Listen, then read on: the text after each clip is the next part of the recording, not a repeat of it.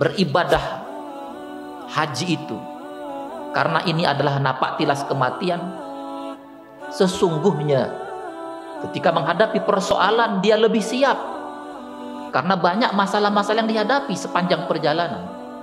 Ada orang yang berulang kali hilang barang-barangnya, hilang kopernya, hilang tasnya, bertengkar justru dengan pasangannya, justru saat menunaikan ibadah haji, justru bertengkar karena antrian di hotel menunggu makanan, berebutan.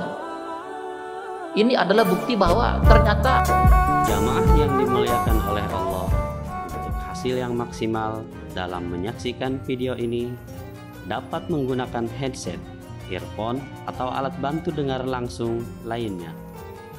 Sudah, mari kita saksikan.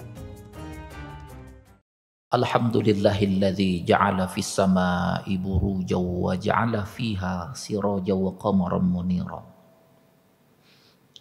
Asyhadu an la ilaha illallah wahdahu la syarikalah. Wa asyhadu anna Muhammadan abduhu wa rasuluh alladzi balagha risalah wa nasaha al-ummah wa addal amanah wa jihada fi sabilillahi haqqa jihadi hatta atahul yaqin. Allahumma salli ala sayyidina Muhammad wa ala alihi sayyidina Muhammad. Fa ya ayyuhal muslimun ittaqullaha haqqa tuqatih wa la tamutunna illa wa antum muslimun. Qala Allah Ta'ala fi kitabihil karim, a'udzu billahi minasy syaithanir rajim, bismillahirrahmanirrahim. Wa adzim fin nasi bil haji ya'tuka rijalau wa ala kulli dhamirin ya'tina min kulli fajjin 'amiqa liyashhadu manafi'a lahum wa yadhkuru ismallah fi ayyamin ma'lumat ala ma razaqahum min bahimatil an'am fakulu minha wa at'imul ba'isal faqir. Shadaqallahul azim. Ma'asyiral muslimin, jamaah Jumat yang dirahmati Allah, mari kembali sejenak kita tundukkan kepala kita, tanda syukur kita kepada Allah yang sampai hari ini kita masih dapat sholat berjamaah, masih diberikan sisa umur, diberikan kesempatan merasakan hangatnya matahari Allah, segarnya menghirup udara Allah, meminum airnya Allah, tinggal di bumi Allah bertahun-tahun, di mana pada saat yang sama orang-orang yang jauh usianya di bawah kita sudah dipanggil Allah. Tapi hari ini kita masih nyata diberikan kesempatan hidup. Mudah-mudahan kita selalu ingat pada saatnya kita akan menghadap Allah dalam keadaan, insya Allah dalam keadaan husnul khotimah. Amin amin ya rabbal alamin. Ma'asyiral muslimin, jamaah Jumat yang dirahmati Allah, pada kesempatan ini khatib akan menyampaikan khutbah dengan tema memaknai nilai-nilai haji dan ibadah kurban. Sebagaimana kita ketahui, dalam waktu yang tidak begitu lama kita akan merayakan hari besar, hari raya haji, atau yang sering disebut dengan hari raya Idul Kurban, hari raya kurban. Meski pada tahun ini ada larangan karena pandemi untuk melaksanakan ibadah haji, tetapi memaknai nilai-nilai haji tetap harus terus-menerus kita pelajari, kita tambah. Karena ini penting baik yang belum berangkat haji ataupun yang sudah berangkat haji. Tetap nilai-nilai ibadah haji itu dipahami, ya, diresapi, disadari, sehingga bagi yang belum berangkat haji merasakan betul persiapan-persiapannya, merasakan kerinduan dengan Allah untuk memenuhi panggilan Allah. Para ulama memahami hikmah ibadah haji itu sebenarnya pertama ibadah haji itu sebenarnya disebut dengan rihlatul hakikiyah. Ibadah haji itu adalah rihlatul hakikiyah, perjalanan pulang yang sesungguhnya. Apa maksud perjalanan pulang yang sesungguhnya? Perjalanan haji itu adalah perjalanan kematian. Perjalanan pulang menuju Allah, pulang datang menghadap Allah. Sehingga orang yang menunaikan ibadah haji ketika membaca lafaz talbiyah itu, labbaik Allahumma labbaik, labbaik la syarika laka labbaik. Itu sesungguhnya ucapan bukan sekedar lip service, tetapi sebuah ucapan kesadaran, ya Allah, aku penuhi panggilan-Mu. Tentu saja memenuhi panggilan Allah secara syariat itu dari tempat kita menuju Makkahul Mukarramah. Tapi pada hakikatnya ucapan itu adalah kesiapan kita. Kalau dalam memenuhi panggilan Allah itu, ternyata disitulah Allah memanggil kita dalam arti waktu hidup di dunia sudah habis. Karena itu perjalanan haji disebut dengan perjalanan pulang yang sesungguhnya. Seluruh ritual-ritual yang dilaksanakan adalah pelajaran untuk persiapan napak tilas kematian. Karena itu setiap yang berangkat menuju panggilan Allah itu harus menyadari ini. Mempraktekkan bahwa dia akan menuju Allah seolah-olah tidak akan kembali lagi pulang ke rumah, tidak kembali lagi ke tanah airnya. Ini adalah semacam napak tilas supaya ibadah itu fokus sungguh-sungguh kepada Allah. Dalam setiap manasik-manasik haji, saya selalu mengingatkan kepada calon tamu Allah itu supaya ketika akan berangkat ke Makkahul Mukarramah, memandang rumahnya, memandang kendaraannya, memandang segala perhiasan yang mungkin dia sudah kumpulkan, bahkan memandang anak-anaknya. Itu seolah-olah itulah perjumpaan yang terakhir. Pandangilah wajah anak satu persatu seolah-olah tidak bertemu lagi dengan mereka. Itulah kesiapan hakiki, kesiapan psikologis.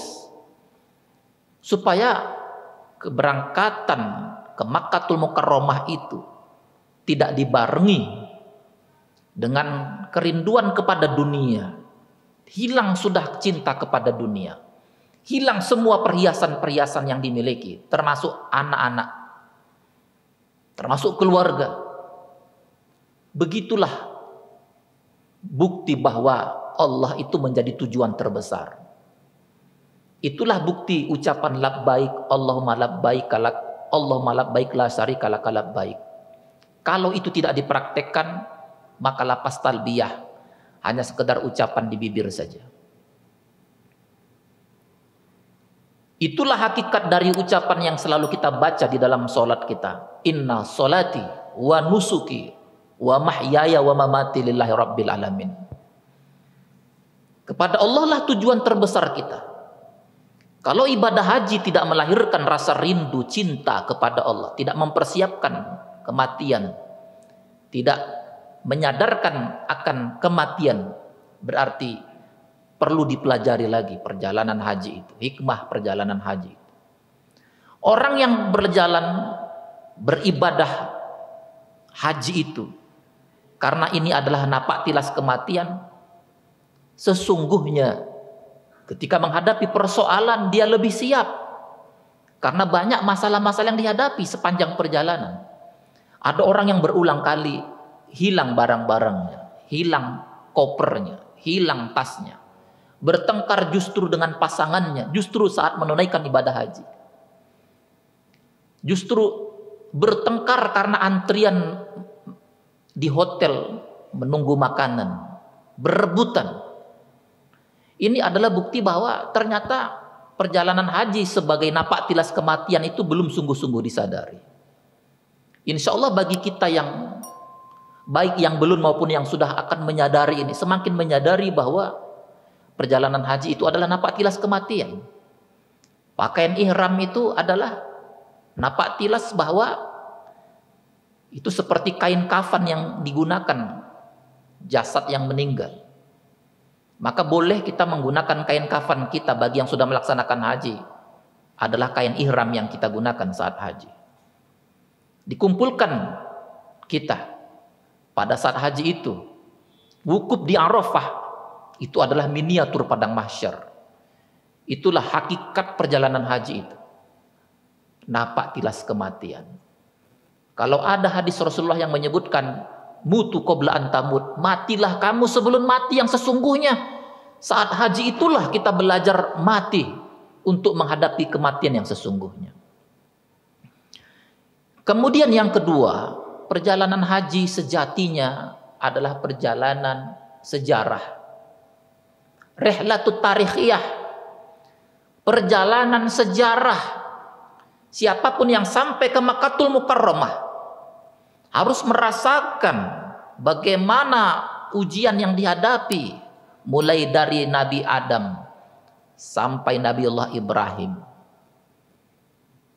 Bahwa orang yang melaksanakan ibadah haji ketika memijakkan kakinya di tanah suci itu harus memiliki satu frekuensi dengan Nabiullah Ibrahim, dengan Nabi Ismail, dengan Siti Hajar.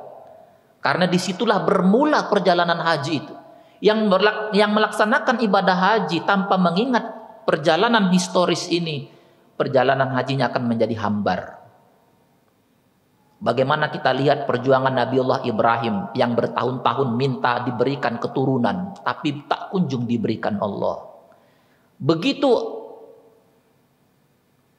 diberikan Allah rezeki, diberikan keturunan, lahir di tanah suci, di tanah tempat kita menunaikan ibadah haji itu, turun perintah agar Nabiullah Ibrahim meninggalkan bayinya yang baru lahir itu.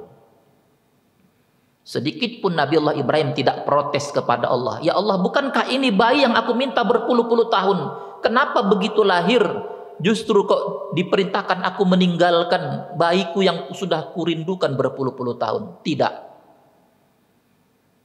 Di situ Nabiullah Ibrahim dengan mantap, pasti ada rencana Allah yang lebih besar di balik perintah meninggalkan anak yang meskipun ditunggu berpuluh-puluh tahun. Saat itu memang Nabiullah Ibrahim digoda oleh istrinya. Wahai suamiku, apa benar engkau meninggalkan aku dan bayimu yang baru lahir? Atat rukuni fi hadzal makan la ahadan wala zar'an hal hadza min amrillah. Apa betul engkau mau meninggalkan aku dan bayimu yang baru lahir di tempat yang enggak ada orang di sini? Di tanah yang tandus, di tanah yang gersang, tidak ada air di sini. Hal hadza min amrillah. Benar enggak ini perintah dari Allah? Menetes air mata Siti Hajar. Nabiullah Ibrahim juga manusia, sadar betul kesedihan istrinya. Kalau kesedihan diri pasti sudah tahu, dirasakan, tapi kesedihan istri, apalagi meninggalkan anak yang ditunggu-tunggu di tempat yang nggak ada airnya, nggak ada cocok tanam, panas. Tapi Nabiullah Ibrahim yakin ini perintah dari Allah. Beberapa meter dia memeluk istrinya, mengatakan hadza min amrillah. Istriku, ini perintah dari Allah. Istrinya pun tegar dengan mengatakan, laukan hadza min amrillah inni qad raditu billah. Kalaulah ini betul-betul perintah dari Allah, aku ridho. Pelajaran ridho ini kita praktekkan dalam kondisi pandemi yang berkepanjangan. Ridho kita, terima kita. Apa hikmah di balik ini semua? Begitu banyak harta yang hilang, nyawa melayang. Dalam laporan terakhir ada ribuan pasangan suami istri yang bercerai. Dalam masa pandemi ini ribuan pasangan bercerai. Tentu ini karena akibat ekonomi, pekerjaan dan macam-macam. Tentu ini masalah yang tidak mudah. Tapi kalau kita belajar ilmu ridho dari Siti Hajar, insya Allah kita bisa kuat dalam menghadapi ujian ini. Saat itu Nabiullah Ibrahim angkat tangannya ketika meninggalkan istri dan anaknya yang baru lahir. Dalam doanya, begitu dahsyatnya doa ini sampai Allah memasukkan doa Nabiullah Ibrahim menjadi bagian dari ayat-ayat Al-Quran. Apa doa Nabiullah Ibrahim yang dimasukkan Allah menjadi bagian dari ayat-ayat Al-Quran saat meninggalkan istri dan anaknya? A'udzubillahi minasyaitonirrajim. Bismillahirrahmanirrahim. Rabbana inni askantu min dzurriyyati biwadin ghairi dzi zar'in 'inda baitikal muharram. Rabbana liyuqimus shalah faj'al af'idatan minan nasi tahwi ilaihim warzuqhum minas samarat la'allahum yashkurun.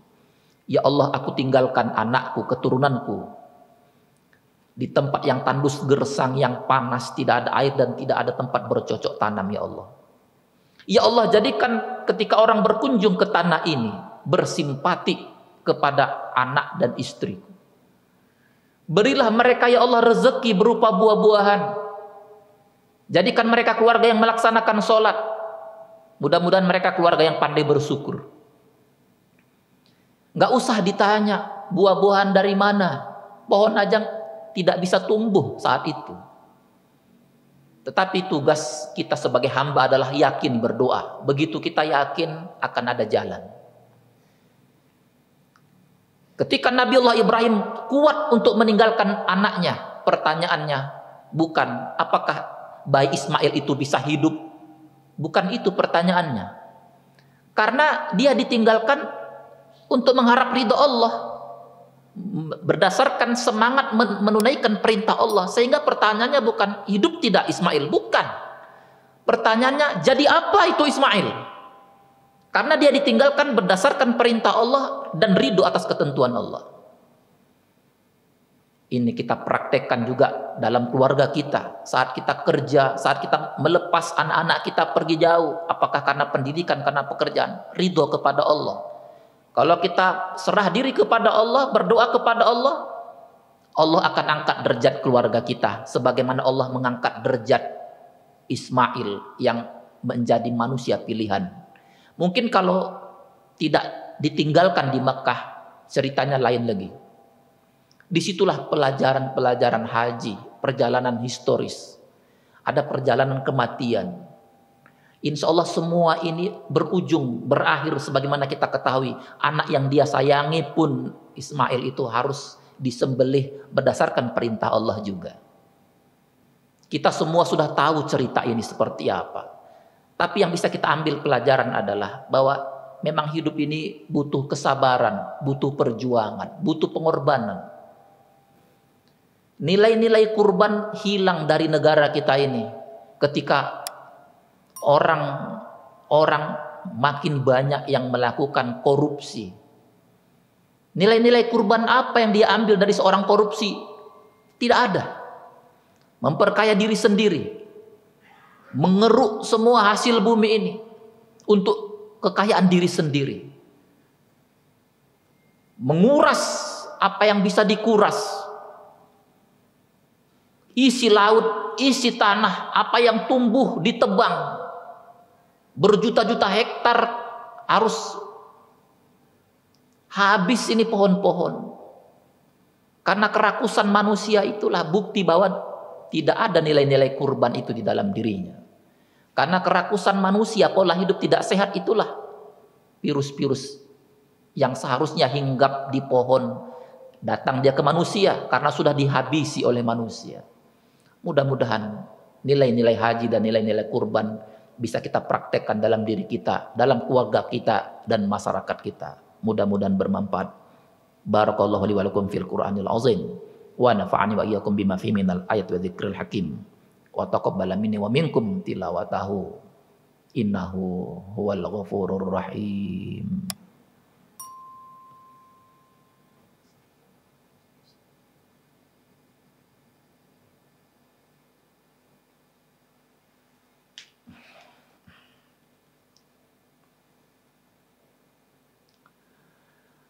Alhamdulillahilladzi amarna bil ittihadi wal i'tisami wa bihablillahil matin. Asyhadu an la ilaha illallah wahdahu la syarika lah wa asyhadu anna Muhammadan abduhu wa rasuluh khataman nabiyyin la nabiyya ba'dah. Allahumma shalli ala sayyidina Muhammad wa ala ali sayyidina Muhammad. Fa ya ayyuhal muslimun usikum wa iyaya bittaqwallahi la'allakum tuflihun. Qala Allah Ta'ala fi kitabihil karim, a'udzu billahi minasyaitonir rajim, bismillahirrahmanirrahim. Wal 'asr innal insana lafi khusr illa alladziina aamanu wa 'amilus shalihat wa tawashaw bil haqq wa tawashaw bis sabr. Innallaha wa malaikatahu yusholluna 'alan nabi ya ayyuhalladzina amanu shollu 'alaihi wa sallimu taslima. Ma'asyiral muslimin jamaah Jumat yang dirahmati Allah. Perjalanan haji adalah perjalanan kematian yang pasti. Orang yang paling cerdas adalah orang yang paling banyak mengingat kematian. Dialah pasti. Dunia ini banyak kemungkinan. Ada orang yang dapat gelar, dapat jabatan, dapat rumah, itu kemungkinan. Sesuatu yang dari manusia sifatnya mungkin. Tetapi kematian tidak mungkin dia pasti. Perjalanan haji adalah perjalanan historis mengingat sejarah. Bagaimana dulu sejarah perjuangan orang-orang soleh, perjuangan para nabi, terutama Rasulullah SAW ketika mengembangkan Islam di tanah suci ini. Seharusnya kecintaan orang yang menunaikan ibadah haji kepada agama makin bertambah-tambah. Apalagi sejarah dulu pada masa penjajahan Belanda. Ketika pernah pada suatu kali ibadah haji ini dilarang oleh penjajah Belanda. Karena banyak orang yang pergi haji ketika pulang justru melawan kepada penjajah. Tidak takut sama penjajah.